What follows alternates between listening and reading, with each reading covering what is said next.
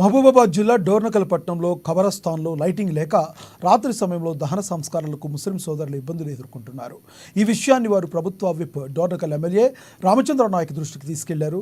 దీనిపై వెంటనే స్పందించిన ఎమ్మెల్యే మున్సిపల్ చైర్మన్ వాంగ్డోత్ వీరన్నకు కరెంటు స్తంభాలు ఏర్పాటు చేసి విద్యుత్ సౌకర్యం కల్పించాలని వారు ఆదేశాలు జారీ చేశారు. దీంతో ఖబరస్థాన్లో విద్యుత్ పనులను ప్రారంభించడంతో ముస్లిం సోదరులు ఎమ్మెల్యే రామచంద్ర నాయక్ కృతజ్ఞతలు తెలిపారు. అదేవిధంగా ఖబరస్థాన్కు వెళ్లాలంటే మట్టి రోడ్డు నుండి వెళ్లాలంటే ఇబ్బందిగా ఉందని సిసి రోడ్డు ఏర్పాటు చేయాలని ఎమ్మెల్యే డాక్టర్ రామచంద్ర నాయక్ కోరారు.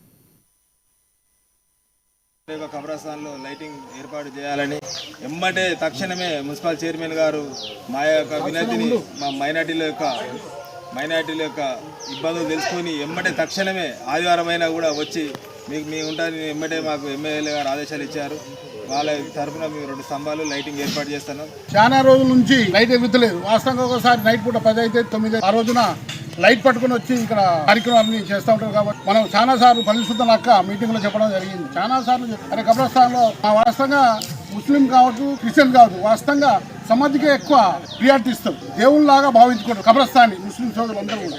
కాబట్టి ఈ రోజున మరి ఎమ్మెల్యే గారు కూడా చెప్పడం జరిగింది. ఆ రోజున పరిశుద్ధ సార్ మా ఖబరస్థాన్లో లైటింగ్ లేదంటే నేనే తప్పకుండా పరిశుద్ధ మాట ఇచ్చినా ఎమ్మెల్యే గారు ఇచ్చినా నేను తప్పకుండా వారం 10 రోజుల్లో పోల్ బాది లైట్ ఇస్తానని చెప్పి ఆ రోజున ఎమ్మెల్యే గారు చెప్పడం జరిగింది. కాబట్టి దయచేసి కలిసి అభివృద్ధి చేసుకుంటాం. కాబట్టి ఇక్కడ ఈ రోజున మరి రేపు